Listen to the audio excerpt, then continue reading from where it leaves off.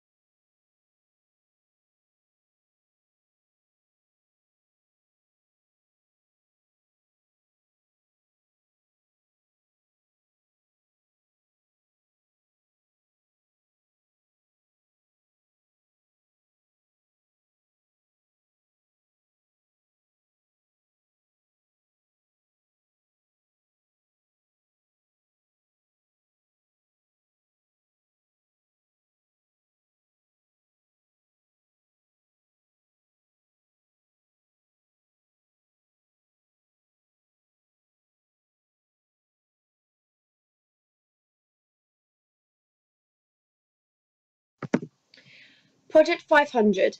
Project 500 is a campaign to address the ratio between female and male coaches in order to create a more diverse and driven workforce in order to grow female participation within sport. Within the sport community, women are underrepresented and underestimated, especially within coaching, with only 31% of coaches being female. Project 500 was launched in 2013 and by March 2015 has seen a huge increase of over 500 females being recruited, developed and deployed across 7 southeast counties. It was created in partnership with Active Sussex and many more companies are involved, such as Sports UK, Sport England, Women's Sport and Fitness Foundation and most national governing bodies of sports. Project 500 aims to achieve 4 main objectives: to recruit, deploy, develop and retain 500 female coaches across South East between April 2013 and March 2015, which was succeeded; to develop a culture of support for females, including mentoring and co-coaching; to increase the profile of females in coaching; to create a clear guidelines and provide a body of evidence to encourage Project 500 to run nationally. Female coaches are required within sport not just to create suitable role models for younger females, but also due to the fact that females can offer different life and leadership qualities to men, as well as women understanding the psychological and social pressures female athletes and participants experience. Scenario 2. Louise is a talented footballer. She has completed her community sport leadership and loves coaching others. Her male PE teacher doesn't encourage her to coach the younger male or female school teams and gives the roles to the boys in his team. There are some barriers stopping Louise coach within her school, including her male sports teacher, who is biased towards the boy, giving all coaching opportunities to them, even though Louise has shown an interest to coach. This could be down to staff being unaware of Louise and other females' coaching talents and abilities. This is limiting Louise carrying on her coaching, meaning that she isn't improving, which could knock her confidence as she believes she's not good enough. Due to Louise still being young, this could affect her participation as she gets older, due to her lacking in confidence and self-esteem. Other barriers link with stereotypes of football being for males, and therefore, due to Louise being female and not being given the opportunity she's entitled to, this could discourage the other younger females as they have no female role models and might see from a young age gender inequality and might believe because they're girls they can't succeed in football. Due to football being male dominated, there are less choices as staff are less focused due to there being lower numbers, and therefore female talent isn't always recognised due to stereotypes being followed. Another barrier for Louise is peers. If none of Louise's friends are interested in football or coaching, she might stop to be socially accepted as she doesn't want to miss out on social events. This could also be a culture barrier as secondary school age is when most females drop out of sport due to being excluded socially. In addition, there are less clubs for females, meaning that Louise might find it difficult to juggle school pressure, playing in a team, keeping social as well as coaching, and therefore school coaching is one way in which she can develop and coach, yet she still isn't being given the chance. Project 500 is able to help Louise by providing additional coaching programs to enhance Louise's coaching ability, subsidized workshops, as well as arranging higher level sport leader courses for her to participate in, such as Young Ambassador, which will aid her if she wishes to take and carry on coaching. Project 500 can also help to educate and inform both teachers and students about gender inequality and address issues regarding coaching and female in sport. Project 500 can help to put on events to help encourage and engage more female coaches and help provide opportunities to build their confidence. By Project 500 funding coaching courses for Louise, this will enable her to reach higher levels which will be accepted by both female and males in events. There are many benefits of Project 500, including 560 new female coaches recruited, developed, deployed and retained around 7 southeast counties. Project 500 has won 3 national awards, raising awareness of the importance of female representatives in sport, especially within coaching, and educating people on gender equality. This campaign has helped to build role models for females to help increase female participation. However, Project 500 is still very location selective and is still developing, and it needs to build awareness, funding and volunteers in order to spread to a more vast location. Unfortunately, some sports are still very male dominated, making it hard for Project 500 to make an impact in certain sports. School sports games.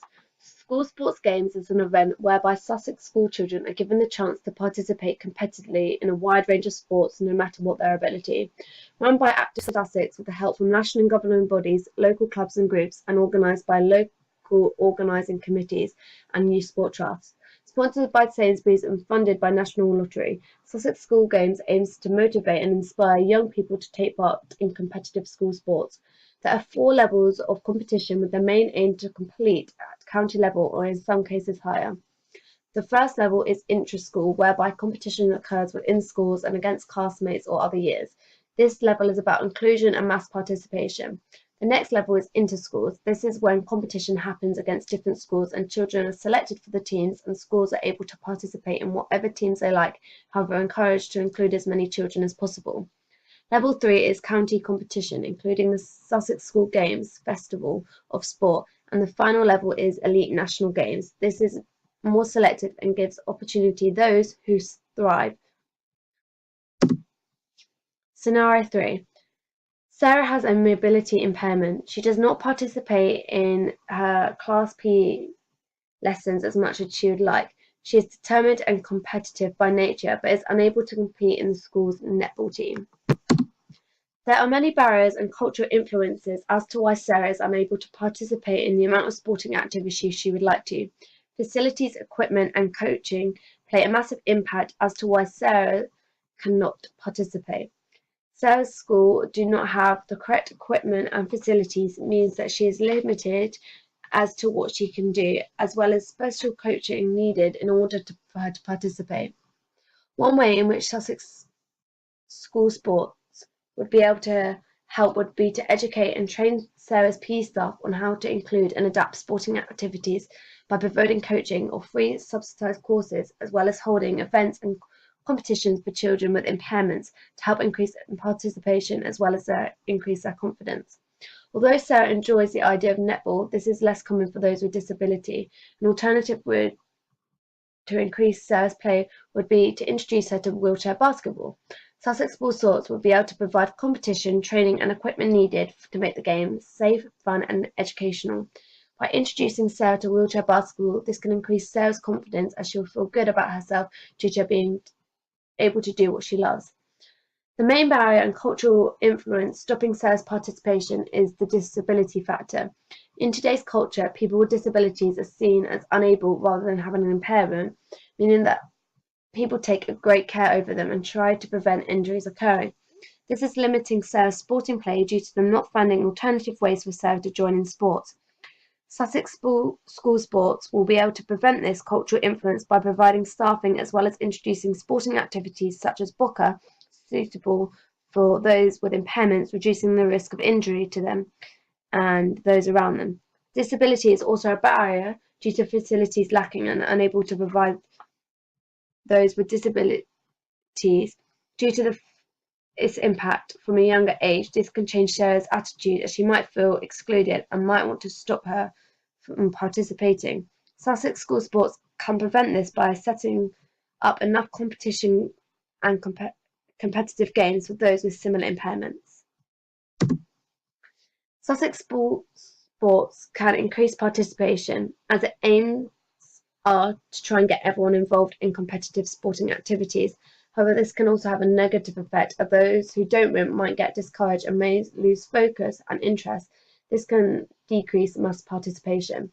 In addition, more elite level become more selective, giving a negative effect to those who didn't make the team, that they are not good enough from a young age. Sussex School Sports also provide opportunities for older students as well as younger that do not want to participate in the sports a chance to coach and lead events.